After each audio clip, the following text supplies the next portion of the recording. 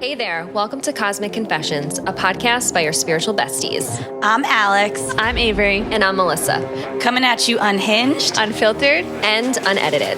Join us on this journey as we explore the profound, the practical, and the unlimited potential within us.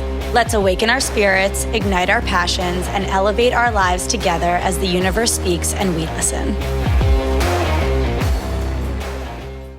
Hi, everybody, and welcome to our next episode of the Cosmic Confessions podcast. We are keeping it spicy and juicy this episode as well. Disclaimer, once again, if you have little ones or little ears around, now would be a great time to pause this podcast episode because the language that we will be utilizing in this episode can be explicit in nature at times. Okay, thanks. Avery, what is our confession, my friend? So our confession today is that we are not faking our pleasure. No more fakies. No more fakies. Not in the moment. Just not happening. Nope. Or in business or in friendships or in the life. bedroom. Yeah. Wait, have you ever had to fake an orgasm just to get someone off you? Oh, you're jumping. Sorry. That wasn't even a question. We are jumping right in. Who hasn't had to fake things to get through things? Okay. Who hasn't had to? Let's be honest. God. Who hasn't? Who hasn't? Okay. It's been a rare occurrence, but it's definitely happened. Yes. Yes, of course. Of course. Is the sky blue? Okay.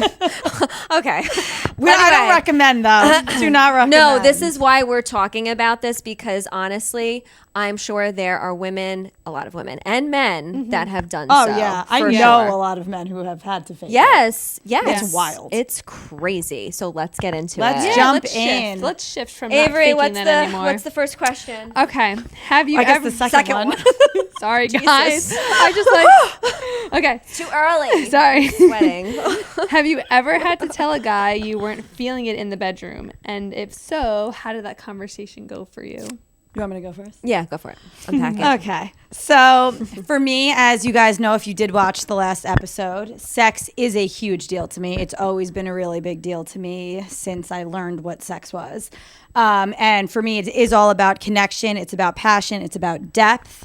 So obviously, when I'm getting to that moment with someone, I feel super connected. I feel super passionate with them. I feel like all the sexual energy is there and I'm ready to go.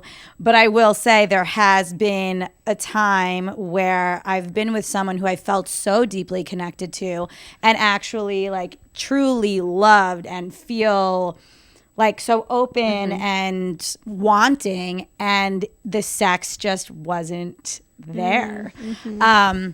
And I think for me, that's because the way that I perceive sex is about connection and intimacy. But if I'm perceiving it that way and the other person's only seeing it as I'm just here to kind of go through the act and then finish. Right. There's a disconnection there. And because I'm so intuitive, right, I can feel that so strongly. So in that space, while I'm having sex with them, I can feel their intentions are very different than mine. And so as a result, I actually wound up having a really deep conversation with them about, what sex means to me versus what sex means to them. And they explained that sex doesn't actually mean connection for them. What means connection is when we're cuddling, right? When we're spending quality time together, when we're doing things together. And I realized that it's oh my gosh, it is such a big deal to be on the same timeline as your partner in the bedroom. And when you're not aligned with what those intentions are, sex can feel very disconnected. It could feel very unfulfilling. It could feel very empty. It could feel like something's just missing. And, a big aspect of healing that is having that conversation and then figuring out small ways to start building connection in the bedroom. And maybe that is by redefining what it means. It could also mean that maybe there's some trauma there that has to be worked through and spoken about. So I feel like being able to be comfortable and vulnerable enough to have those conversations actually then creates a deeper connection that you can then take into the bedroom because now you're able to have these discussions that you might not have had otherwise. So that was like a huge learning lesson for me to see like, oh my gosh, sex has always been connection, so it has to be connection for the other person. And it's like, wait a second, Alex, that is absolutely not the case. Right. There's actually a lot of people who don't feel that way. And I also need to meet them where they're at and respect that and be willing to have the conversation and not take it so personally, like I'm doing something wrong or it's something the matter with me. So that was like a huge thing for me. That's huge. Yeah. What an aha moment Right? too. Yeah. Powerful. And for me, I mean, I never really had like that experience, but any time where I did give feedback to, thankfully not my current partner, but like previous partners where I was like, yeah, like this is just like not, there's a disconnection here. Like something's like not working. It was always met with like, oh my God, like agitation, like how dare you bruise my ego? Right. Like I'm amazing, and I'm like, no, you're not.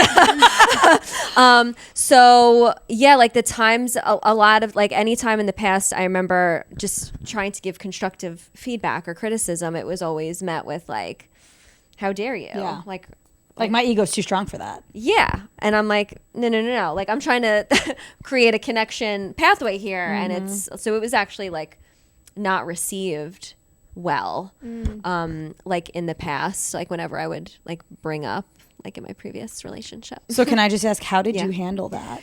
It was really hard because then that level of intimacy became like not, because remember like how we spoke about in the previous episode, being intimate with somebody and having sex with somebody should be that sacred, safe space. And it became, oh my gosh, I can't, what an analogy, right? Oftentimes what happens in the bedroom is what's happening outside of the bedroom too. So it's like, oh my gosh, I can't even like express myself and I'm not met with understanding. I'm met with, how dare you? Yeah. Like, oh my gosh, like I'm amazing. And you know, it's like, oh my God, no.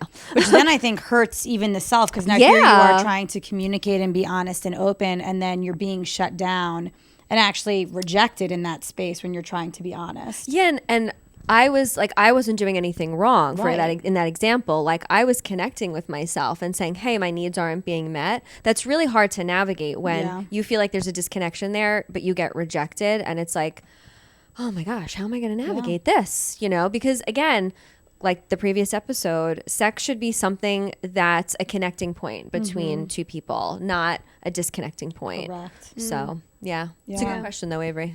Yeah. What about for you? Well, like I'm just like thinking about how like in my like long-term relationship and like my marriage and everything, and I think we are talking a lot about like for Melissa and I, like post-marriage stuff or like younger newer relationship stuff. But like when you're have been with someone for 5, 10, 15 years, like your needs and your body is going to change, especially like after kids, the way women perceive their bodies after kids is so different. Like, you know, I nursed both my babies for a really long time, so I was either, you know, pregnant or nursing for like touched out 7 years straight. Oh my God. And I'm just like completely touched out. So like I don't view myself as like this like sexy, fun, like let's have fun in the bedroom thing, because I'm like either got baby spit on me or like I've been nursing for 7 hours of the day, and like it really changes your dynamic with your partner, and it changes what happens in the bedroom. And like, you know, we have all sorts of listeners, so I think it's like good to talk about this too, because I have a lot of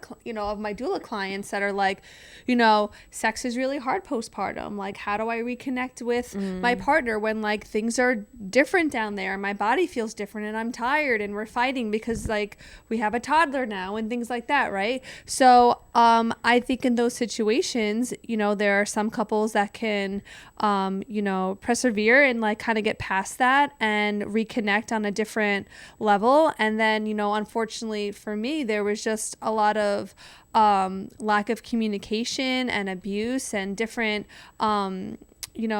differences in my relationship where like I couldn't like reconnect after having kids with my partner.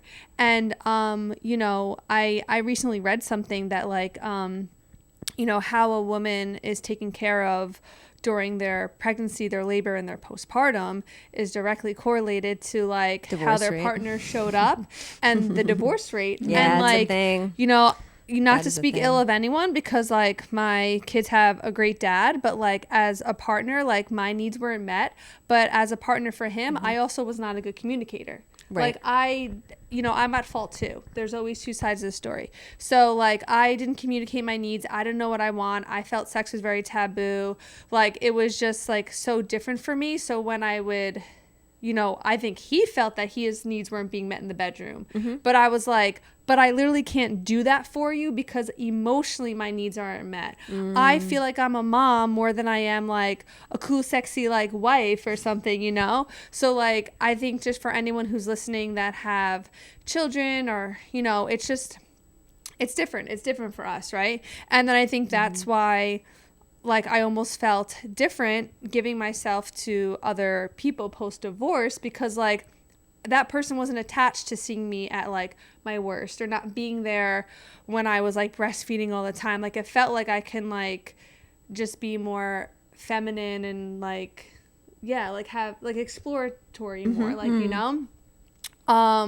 so I had to, we had that conversation, my partner and I, that I have children with, and like it just, that's, like we're divorced for many reasons, right? One of them being like that, I think.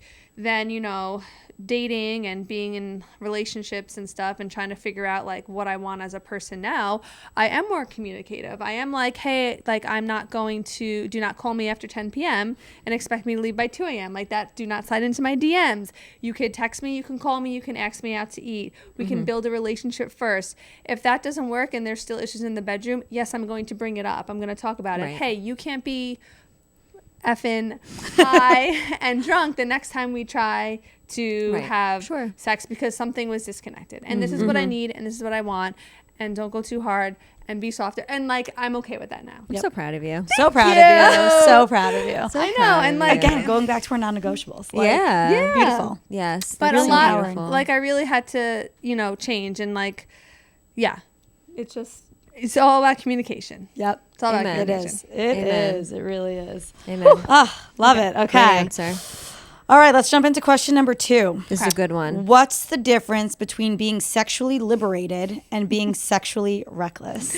And how do we find our own balance? Do you want to answer that one, Amber? Or do you want me to go next? Yeah, sure. Short answer is sexual recklessness is when you're just having sex based off your ovulation schedule and you're just so damn horny and you're like, you have a, can I say dick? No.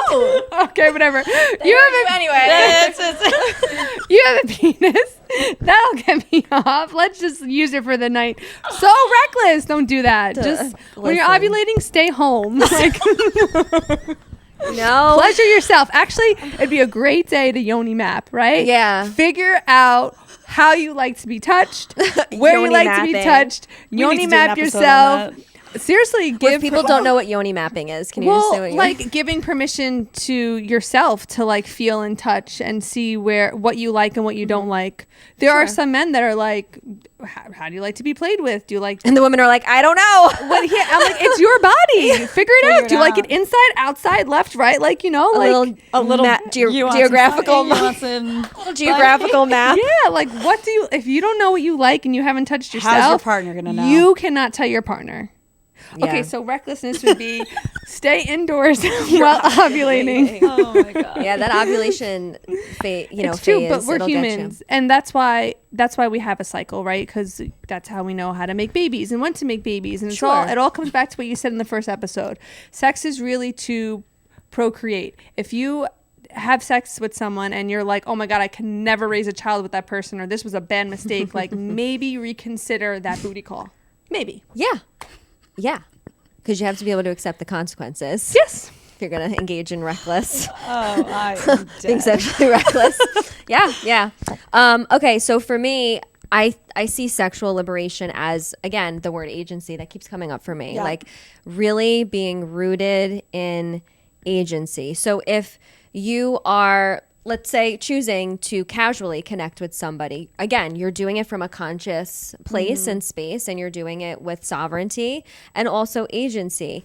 Whereas I feel like being reckless in a sexual way is like I have a need that I'm trying to superficially fill. So it's like, am I connecting with this person from a place of agency, or am I connecting with that like from a deeper place, or am I connecting with them from a place of like desperation and need, and I just need to numb out, or I just need very superficial validation of somebody telling me, wow, like you're so good and like you're so pretty, and it's like, or is it's two very different different Yeah. Just do it things. yourself then. Yeah. Just do it. I know Avery's very very solo big into the promo in this episode. Get off yourself. It's so much better. It's actually not better for me. I need connection. Yeah. I There's a time and place. It depends. boring. Anyways, And I also feel like when you're connecting from a place of liberation, it's very expanding and expressive, and when you're connecting with somebody from a reckless place, there's like shame there, and like there's guilt, and there's like anxiety. It's very contracting and like closing off, and it's like people often regret when they're like reckless in that way, because it's like, oh my God, did I do this or not do that? And it's a very different like a lot of judgment. Yeah. For me, I would say sexual liberation isn't about like how much sex and how often, but it's becoming very intentional and again, present in the moment, and like being conscious for sure. Yeah. And just feeling connected with self. So it's like, what is fueling me versus what is draining me, where I feel like the recklessness aspect is more inauthentic. It is more ego driven. It's filling a void. It's filling this like emptiness that we're feeling, and almost having to numb to do so, right? Like that's where I feel like there's a lot of drunken sex or really high sex where we're out. It's like we're an out of body experience that we're using just to kind of get the fill, but we're not actually feeling in that moment. Right. And I feel like a tip within that, right, is like before sex, during sex, after sex, being very conscious of how am I feeling? Is this fulfilling me? Do I feel connected? Do I feel seen? Do I feel heard? Or am I leaving this feeling empty? Do I feel like I am being used, or just kind of, a piece of meat? Or, am I just kind of here because they just want to get off? Like, where are we at in the experience, and what does that look like? Love it. And I feel like the balance of all of that comes from embodiment. So really being able to just, again, like feel into it in a way where you're saying, do I feel safe? Do I feel whole? Or am I feeling like there's something missing? And being able to really understand the self by exploration and vulnerability and openness and honesty. Yep. Love it. Yeah. Great answer. All right, you ready for the last question? Do it. Here we go. How do you define pleasure now? Like in your body, your relationships, and even in your everyday life? I love this question because we're trying to put like the expanders on. Like we're not just talking about pleasure in the bedroom. It's also being woken up to just the pleasure that is everything in life, and being in the bedroom is just one aspect of it. And I also, one thing I want to mention is this question, if you start to practice like how to create experiences of pleasure in every aspect of your life, you'll see it will trickle into the bedroom as well. For sure. Yeah. I think for me, pleasure is about like a full body hell yeah. Like I need to like in regards to my body, it's like slow and deep and passionate and spicy and like just delicious. Like I'm feeling every inch, every ounce, and can be really in the moment in a way that is so deeply like open and connected and safe. I feel like in relationships, it's about feeling seen and heard and validated, and creating the same space for my partner by having deep conversations, by being really playful, by sharing, dreams and goals and hobbies, and doing things that just fuel both of our souls, and it create an expansion that then also leads to the bedroom. And I would say for me in like everyday life is really finding pleasure in the small moments, like the little glimmers of like a warm cup of tea in the morning, and really like finding the deliciousness in that, or like fresh, clean sheets, or Yes. dancing and feeling my body moving to the music and self-expressing, and even music where I can sing and just like allow my voice to be heard. All of these kind of culminate into pleasure in all the aspects. I love it. How about you, Avery? For me, it would be like that equal energy exchange. Like if I want every partner and any relationship I'm in, my place of work and everything to just be an equal energy exchange, because that means two people or you and the other person or the setting you're in are on the same wavelength. And that creates like pleasure, enjoyable, it feels organic and authentic and all that stuff. So yeah, definitely like equal energy exchange throughout. And then going back to like your self-worth, so not accepting like breadcrumbs, right? So that there's consistency in all your like columns. Like I talk about columns in like a different episode where it's like you're non-negotiable, you're like your columns, right? So like are they somewhat equally distributed so that like you're feeling pleasure in all those different areas? Yes, love that. I love it. And for me, yeah, it's like the double P. It's like pleasure means presence. So same thing.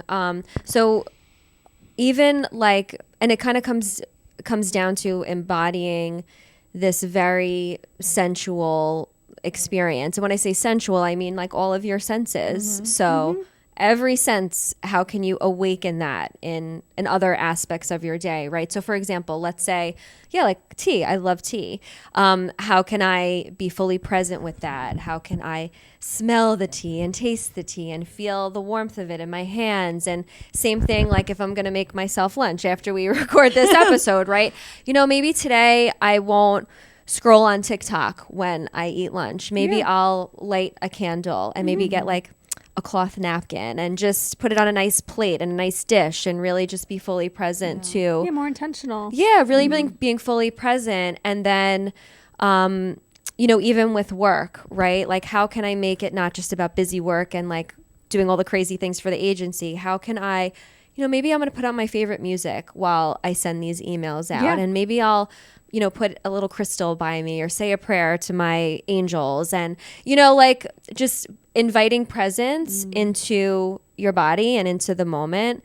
And then you'll begin to see that muscle that you'll strengthen will carry into the bedroom, because then you'll realize, wow, I'm really not present with my partner sometimes. And how can I be more present? How can I be more in my body? And I think the other thing too, why this could be so helpful, especially like if you struggle with, let's say, reaching the finish line, if you catch my drift and what I'm saying, I noticed that like when I did couples therapy with people, like one of the biggest things that they would complain about, and I'm not a sex therapist, so I'm not claiming that, but one of the patterns that I noticed was when one of the partners couldn't be fully present, it was really hard for them to complete and to get to the finish line and to have that, you know, full moment of pleasure. And some of the practices that I had them do was learning presence in other aspects of their life that didn't have the shame around it. And then learning, if you want to experience maximum pleasure in your life, you have to learn presence and how to cultivate that. Yeah. Another word coming up for me is like gratitude. Oh, that too. Yeah. You know, so like I've been doing this lately where like some like in some of my jobs, like I'll get like an actual paycheck, and like every time like I snap that into my bank account, like I'll say like thank you angels, or thank you for this abundance. Like just thanking everything, even if it is like sitting down to have a meal, like thank you that I can nourish myself, you know, with like wholeness and delicious food. And I think also being like gracious about those different things in your life and those elements does become more spiritual in your body. And like you said, it transfers into your relationships and then the bedroom and all that stuff. So and then changing the language in your mind. So like yesterday I had a busy day. I was out of the house 8:45 a.m. I got back 9 p.m. right? Wow. Instead of being like complaining about it, in my head I'm like, I get to, right?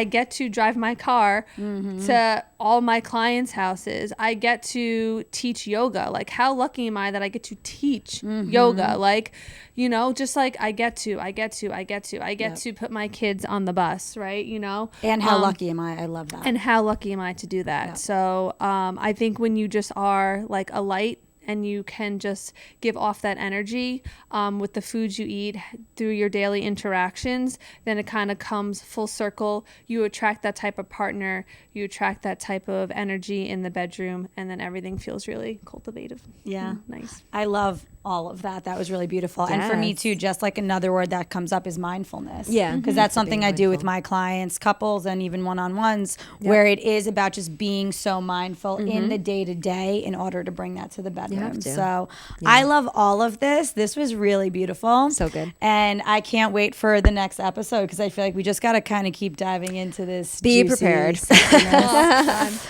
So, that being said, leave a comment below, hit that like button, subscribe to us. Let us know like how you show up, how pleasure shows up in your life, in your everyday life, in the bedroom, out of the bedroom, what that looks like for you, what it means for you. We're here. We want to know all the things. And don't fake it. Yeah, Don't definitely fake don't it fake it. anymore. No, it's not worth it. Trust me. When you can get that.